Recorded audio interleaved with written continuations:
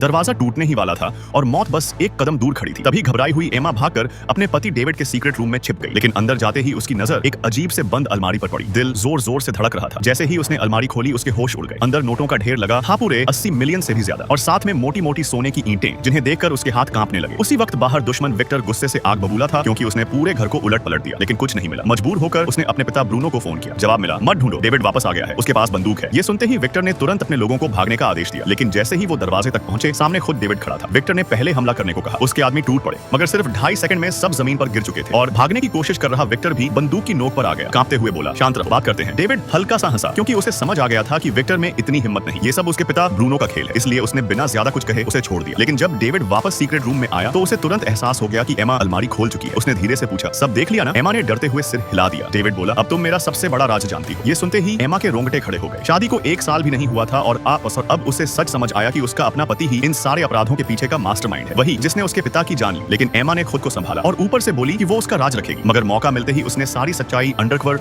Officer Daniel को बता दी, और आखिरकार पुलिस की मदद से डेविड को गिरफ्तार कर लिया गया। अब उसका इंतजार कर रही थी कड़ी सजा।